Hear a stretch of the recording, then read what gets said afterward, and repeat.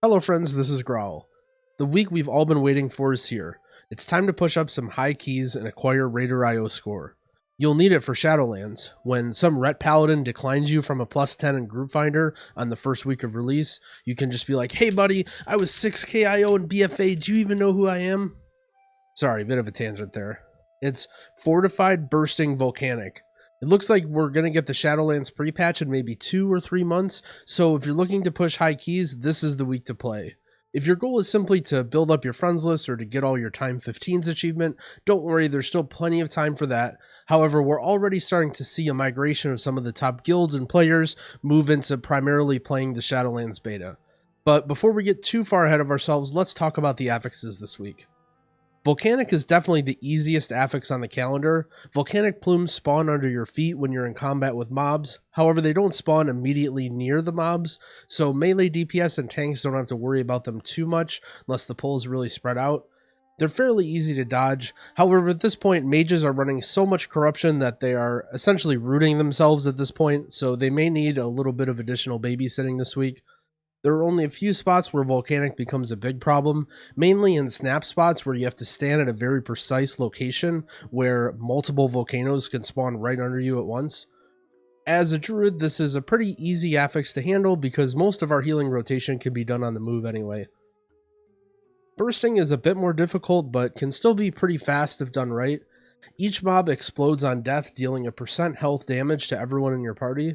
The debuff lasts 3 seconds, but every time you kill a mob while it's active, it increases in strength and refreshes its duration. As a healer, I generally try to instruct my team to just rip the band-aid off and just blow up as many mobs as possible, even if it causes a big bursting stack. I find it much easier to do that and have all the damage come at once than trying to hold back damage, because that can be risky and cause extensions where it runs out full bursting almost and then a mob dies from a damage over time or something like that. When it's possible, try not to extend the bursting, but as a healer, it usually isn't up to you. It's important to have a solid rotation for bursting. However, though, as a Resto Druid, you want to have F-Flow down, Life Bloom on yourself, and then start putting rejuves on as many people in your party as possible. This should all be done even before the bursting damage starts. Once it hits, throw out a Wild Growth and then use your Regrowth and your Swift Mends on specific players if they don't have defensives. Using a cooldown tracking weak aura is really helpful here. You'll know who has immunities available, so you don't need to waste precious time healing them. Now let's take a look at some of the more difficult situations that you'll face in dungeons this week and some of my talent and essence recommendations. So in Tol Dagor, the toughest part of on-death affixes is going to be these swords. You have to be careful. Lots of swords dying at a time means that lots of bursting. So be ready. These swords will die fast and you have to ramp for a big bursting stack. But as long as everyone has defensives, they're manageable. Otherwise, it's not too bad this week. There's a few snap spots where you may need to stand and be wary of Volcanic. I know I've died to volcanoes many times in Tol Dagor before, so just be wary of that. The bosses won't be too hard since the affixes don't really affect them. For my essence setup, this is my default here. Crucible, ERT, Formless, and Conflict. If you're looking for a bit more healing, you can run Well of Existence instead of ERT, but I usually prefer Ever Rising Tide because it helps with my damage a little bit as well. For talents, I think it mostly comes down to preference in Tol Dagor. You may need Mass Entanglement to do some of the skips for the Obelisk, but otherwise you can run Typhoon. I think Prop Soul and Cenarian Word Cultivation are both fine. You'll see me run Stonebark sometimes in keys. However, on a bursting week, I think I'd especially recommend taking Spring Blossoms unless you have a really good reason to be using Stonebark. Next, we're looking at Freehold. Freehold is really good this week. Not only are there no tough affixes to do any of the last boss trash with the last boss trash with the bombs, but there's also no Eudora this week. Eudora is on your side, so this is going to be one of the best weeks to do Freehold. There's really not any big challenges here. The hardest part maybe is the first boss, but even that's not too scary.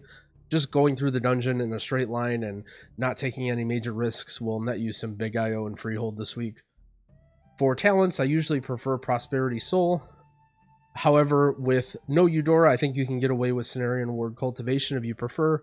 And for Essence, I'm running my default Essence setup in here as well. Next, we'll look at King's Rest. There's not too many problems with bursting. The two might be the Zool minions here and the slimes. However, both of these are not too bad, so they're usually pretty manageable as long as you're ready for them. Otherwise, the hardest area is going to be this hallway with the bridge and Zool. However, there's no affixes that really affect it that negatively, so it's just going to be a normal Fortified week.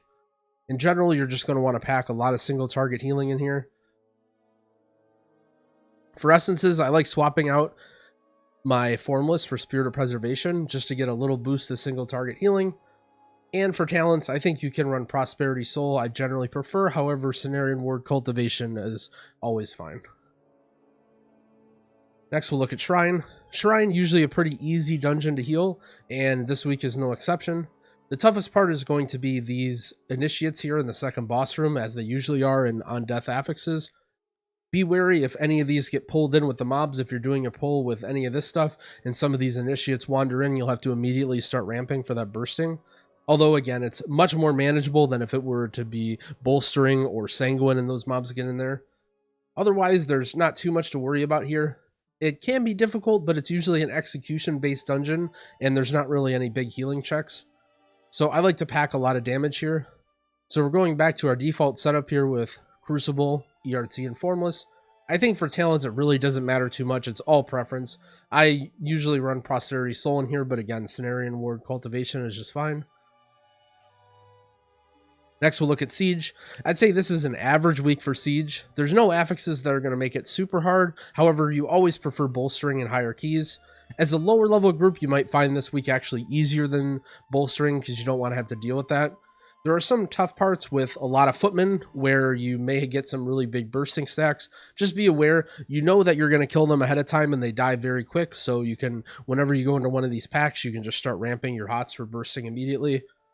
The other hard part is if you're using the Ashvane Spotter and blowing up mobs, sometimes it can be hard to avoid rolling a bad bursting, so just be prepared and being in healer mode here for most of these pulls in case you get some bad burstings. I like to pack a little bit of extra damage in Siege as well, so I'm just running my normal Essence setup. As for talents, again, I think anything goes here. Cenarian, Cultivation, Prosperity Soul, all are fine. I also don't mention, but I think Prosperity and Cultivation is also a fine choice. You don't necessarily have to run Soul of the Forest with Prosperity, although I would always run Prosperity if you're running Soul of the Forest. Next, we'll look at Temple. I would say this is a particularly good week for Temple here too. There's not too many tough challenges for bursting. The conscripts don't burst, so you're mainly only worrying about normal fortified things, these dervishes as well as the third and fourth boss. Just a normal run-of-the-mill temple, nothing really to worry about here in terms of interaction with either volcanoes or bursting, just doing your thing. There's not a lot of really heavy burst damage in temple aside from the dervishes, which you won't get any bursting in those, so it shouldn't be too bad. Usually I'd like to bring a major essence that helps me a little bit more with healing.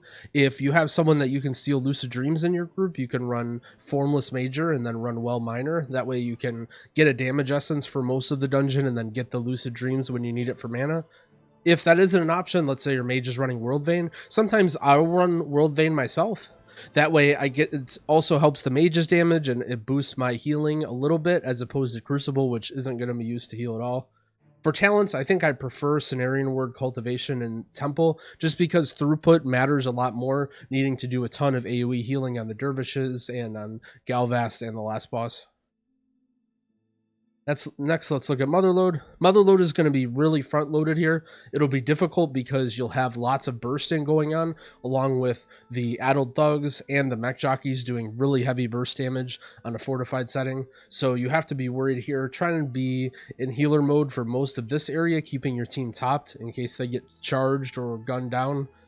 But once you get past this area and you're pulling the first boss, the rest of the dungeon is smooth sailing. So just be careful in this first area, especially some of these big pulls with lots of laborers. If your tank isn't super precise with what he pulls and you end up with a lot of laborers with a thug or maybe even a mech jockey, things can get really scary. For talents and essences, I'll usually just run my default here with Crucible Major. And talents, I think it comes down to preference. I run Prosperity Soul, but again, Cenarian Ward Cultivation is just fine. You'll see me sometimes running Unwavering Ward. This is mainly for really, really high keys in the first area because I'm worried about my mage. If you're not doing anything above 25, I wouldn't worry about that. Next, we'll go to Underrot. I'm not going to full screen this because for some reason when I full screen Underrot, my MDT bugs out. Underrot is, I would say, okay this week. The Bloodswarmer room is going to be the toughest part, and it's going to be a bit scary with bursting. If you're pulling other mobs with Bloodswarmers, which definitely happens, you'll end up triggering bursting while that Bloodswarmer is running rampant. So be sure as a Druid that you're spamming Hibernate, or if you're any other healer, whatever sort of crowd control you have for it. That way, when you give yourself time to top up the bursting if it happens, because the Bloodswarmer can just one-shot someone if they're sitting at 80 or 75% health and a high key pretty easily. Besides that, once you get through the second boss room, the rest is going to be easy. It mostly comes down to just kicks and soothes and normal stuff here. The tough part is like this first area here and then dealing with the Bloodswarmers. So that being said, I normally run my default essence setup in here, although if you're a little worried and you want to pack some more healing, I think Well Miner is totally fine, again, for ERT.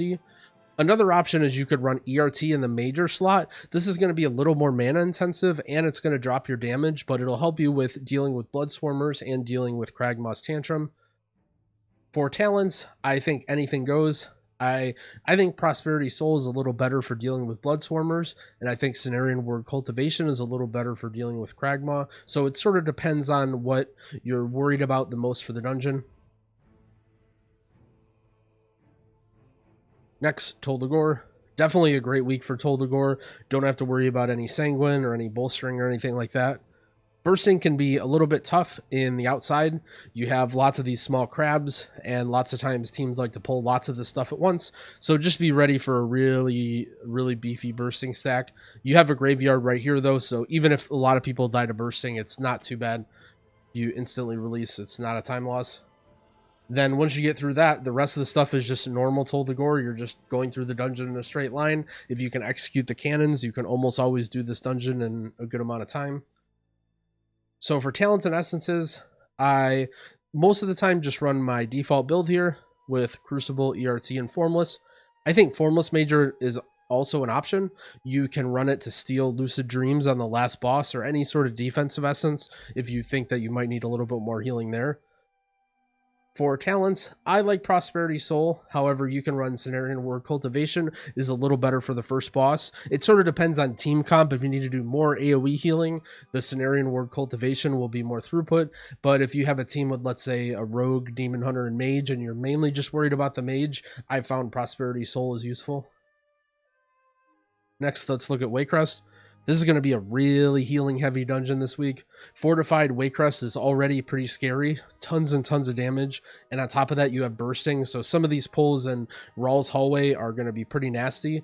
However, it's not as bursty damage and more just like really heavy damage. So personally, I find it pretty fun to heal. On top of that, you have the bosses, the sisters and fourth boss as well can be a little bit of a challenge, but on Fortified and a week like this, there's not too many affixes that you're worried about. I think there's not really any too scary parts. I would say Rawl's Hallway is probably the scariest part. So if you're making good time, you can maybe pull a little bit slower there. And as a healer, be ready to, as you're walking through this hallway, just be continuously ramping and getting your hots up. Even if there's no damage yet, damage can go out really quickly when you're talking about packs like this with the Peasant and 6 maggots, especially when some of these others get pulled. If you get 9 maggots in a pull, it can be really scary. So for talents, I would probably suggest Cenarian Word Cultivation just for more continued throughput. And for essences, usually I like to have a extra boost to my healing just because there's so much healing that needs to be done. I think Ever Rising Tide is a great choice in the major slot, and then you can bring Well as well for even more healing. You have to be careful though, because Ever Rising Tide can run through your mana quick. If you're finding that you're having mana problems, you could try World Vein as well. It's pretty good for burst healing, not quite as good as Ever Rising Tide, but it's also much more forgiving when you're with your mana. So if you're a little bit worried about ERT and you just want to smash your essence on cooldown, World Vein can be a better choice. Next, let's look at Junkyard. I never know what to say about Junkyard. There's just all these bots. You just get the bots and go in a straight line. Should be a really easy week for Junkyard as long as you don't die. There's almost no mobs that are really scary with bursting. These slimes that split don't burst. These grunters don't burst. So really nothing to worry about here. Just don't fall asleep and die to a volcano. I like running a healing essence here because damage really doesn't matter. This is a dungeon where I almost always run Ever Rising Tide Major, but I wouldn't say it's completely necessary. For talents, I think anything is preferential. This is a dungeon where I like running Mass Entanglement for myself to help deal with the bots on the last boss. And other than that, it doesn't really matter too much. If you are not running a verse build, sometimes I would run Guardian Affinity here just for a little bit of extra damage reduction, since I'm not going to be cat weaving too much. But with the verse build, I usually just end up with Feral because I value the movement speed. And lastly, we're going to look at Workshop. This is, I would say, a pretty good week for Workshop. There's not going to be any really tough, challenging pulls, and the bosses are going to be as easy as they get. The one area that you might want to worry about is these slimes. As with most of the weeks with the Undeath affixes, these slimes can be a pain. You'll want to pull as many of these as possible to save time, but they're going to have huge bursting stacks. And on top of that, you'll have line of sight struggles with the slimes because people are trying to hide from the Undeath explosion. So just be aware of that. And when you're going into this area, be in extra healer mode. But once you get past this stuff, it's not too bad.